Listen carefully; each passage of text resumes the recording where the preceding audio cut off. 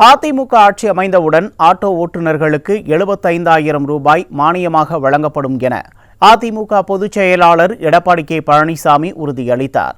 திருச்சி கிழக்கு தொகுதிக்கு உட்பட்ட எம்ஜிஆர் திடலில் எழுச்சி பயணம் மேற்கொண்ட எதிர்க்கட்சித் தலைவர் மக்கள் மட்டுமின்றி கட்சி தொண்டர்களிடமும் திமுக அரசு செல்வாக்கை இழந்துவிட்டதாக விமர்சித்தார். ஏழை மக்கள், ஏழை தொழிலாளிகள், தாழ்த்தப்பட்ட மக்கள், வீடு இல்லாதவர்களுக்கு அதிமுக அரசாங்கமே வீட்டு மனை வாங்கி அற்புதமான கான்கிரீட் வீடு கட்டி கொடுக்கப்படும். அதோட நம்முடைய ஆட்டோ ஓட்டுநர்கள் என்னை சந்தித்து கோரிக்கை மனு கொடுத்தாங்க. எங்களுடைய தொழில் நசிவடைந்து விட்டது, எங்களுக்கு பல்வேறு பிரச்சனை இருக்கின்றது, உதவி செய்ய வேண்டும் என்று கேட்டார்கள்.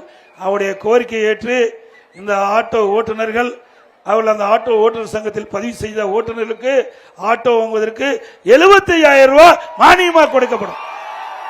ஒவ்வொரு ஆட்டோவுக்கு 75,000 ரூபாய் மானியமாக கொடுக்கப்படும். எல்லாத்திலும் ஊழல். இன்னைக்கு கிராமத்தில் ஒரு பழமொழி இருக்குது, ஏன்னா இந்த ஆட்சி வரப்போறதுல முடிவு கட்டிட்டாங்க. மக்களுடைய செல்வாக்கு இழந்த அரசாங்கம் திமுக அரசாங்கம். கட்சிக்காருடைய செல்வாக்கு இழந்துட்டாங்க.